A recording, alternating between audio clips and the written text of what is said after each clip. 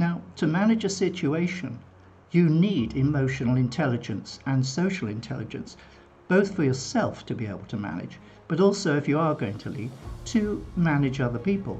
A situation is something when suddenly things change, and everybody involved in that change has to respond accordingly. So, the purpose of this video is to help you understand that there are actually two types of people. I've not found anything on the web at all that explains this difference between the two types of people. And they are people who are neurotic and people who are psychotic. Now, that's not down the crazy path. 9 out of 10 people are neurotic in their inclination and their brain chemistry. And that is actually a good thing. A neurotic person is someone who perceives themselves, understands their inner self-talk, at least to some degree.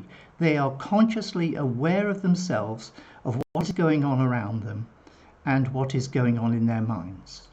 Now, if you are interested to understand, to do a real deep dive, you can watch the Institute of Practical Learning courses on self-awareness and also the Corbin dialogues. But it is sufficient to grasp that 9 out of 10 people are fundamentally neurotic in nature, in that they have at least some perception of themselves.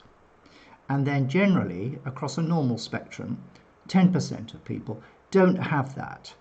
They perceive the world as basically there for them. They don't think about themselves very much. They just behave in the world in an egocentric way. You might call it selfish, but they are unknowingly selfish.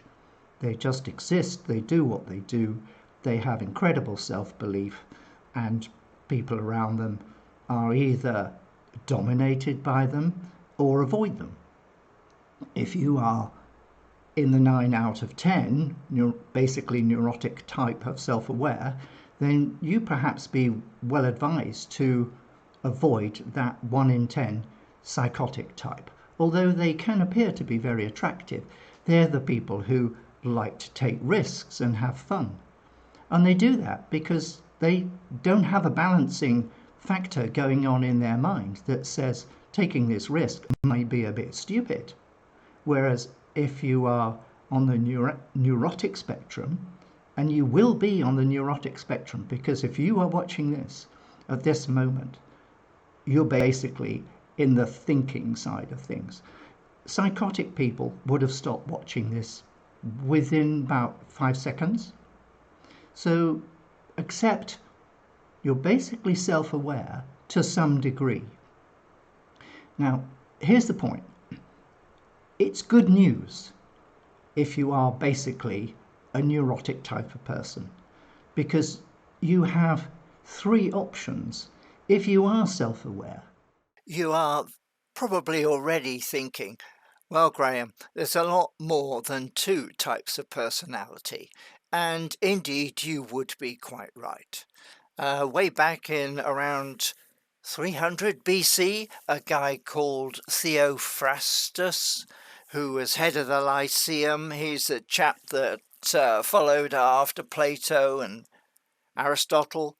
He wrote a scroll or a book called Characters, and he listed 30 different types of personality. And they were very useful in Greek times for writing plays, because Aristotle had written out what's called a schema for how to write a 3-act play and how to act a 5-act play, and you see those being used all the time in Hollywood.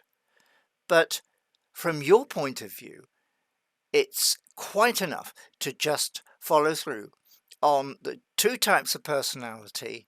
And given that, as I've suggested, you are of a neurotic disposition, what are the options open to you? So let's talk about those now.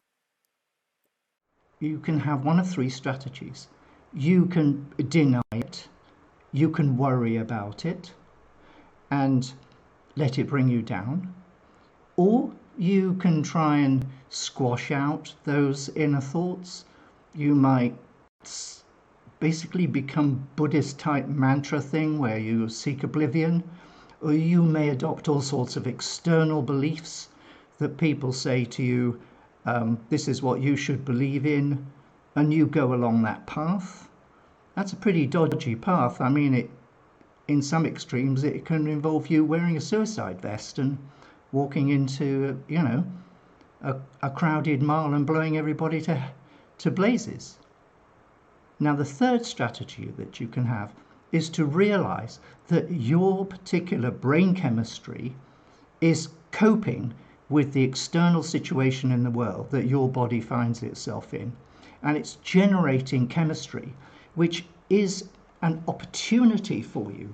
If you can flip those anxieties and concerns and realize that the more anxious you are, the more your chemistry is basically saying to you, hey, look, this is an interesting situation. We can get something from this. We can behave in a positive way. So really, anxiety is the flip side of intelligence, an ability to visualize possibilities, and potentially, if you work at it, an ability to plan properly for the future. Use worry as a catalyst to visualize what it is you can plan about for the future, because worrying is a really good indicator of things that your subconscious mind has realized you can do something about. If you don't believe me, watch any high achiever, really high achiever in sport. Typically, tennis is a great one to watch because you see people who are absolutely at the top of their game and they're full of OCD, which is obsessive compulsive disorder, ritualistic behavior.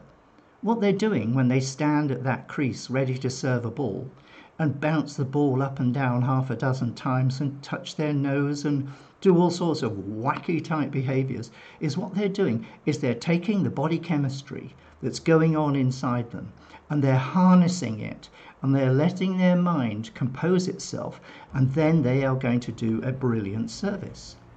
They have learned that their anxiety is their friend. Now, high achievers understand that. You can be destroyed by that chemistry. You can be destroyed by the attentions, by the processes that are going on if you don't harness them, because there's a lot of very powerful chemistry there going on. Well, once you get the message that don't worry if your inner mind is seeing the possibilities of failure, because as I say, it is the flip side of the visualization of hope. So as you go through your life, understand the balance of hope and fear, of risk and reward, because these are things that are basically your life force. So I think that's the main point I want to make. But the other point is, once you're in a job, you've just got to get on with it. You might actually have a boss who's a psychotic, who is totally insensitive to what's going on in your mind. This can be the key to understanding and coping with quite a lot of managers. And all you can do then is manage yourself, manage your own emotions, manage the situation, and, at the earliest opportunity, try and work for somebody else. Or try to manage the situation that you have of an insensitive boss who's basically not really a psychopath. But as you go into business and as you go up higher and higher in business, you will find that basically the neurotic people tend to fade away. They don't cope with stresses so well. Psychotic people cope with stress very, very well. So by the time you get up to director level in a company, probably at least half of them are going to be basically of a psychotic nature. They are not introspective. They are not sensitive to other people. They just bull in a china shop type of people, and they plow ahead. And you find that depending on the type of business that you're involved in, there's different types of people. But as long as you're conscious that there are the sensitive people and the insensitive people, then you can adapt your strategy to work around that. I think the conclusion is, my proposition to you is, just because you have worries and fears, see those as opportunities. If your body chemistry is at the point where you need to go through those rituals, as a top tennis stars do, or golfers, or any athlete who has to perform to an absolute peak at some given moment, some 1 second opportunity to do extremely well, they harness that inner energy. And you can do that as well. You can harness your inner energy. As long as you don't let it bring you down, you can see it as a life force. So I hope that's helped you. I've not seen anything like it anywhere else on the web. Everything about cognitive behavior therapy and all that stuff, it's all to do with people who've not understood that neurotic feelings are an opportunity. They are there to, the psychiatrists, psychologists, or whatever, they're all talking about treating people who are destroyed by this inner strength. And, it's very sad, but hopefully that's not you. You've seen this video, you realize that there's no reason to be afraid of those worries and risks. They are a wake-up call to you to look for opportunity. And I hope that's what you're going to do. And go for it.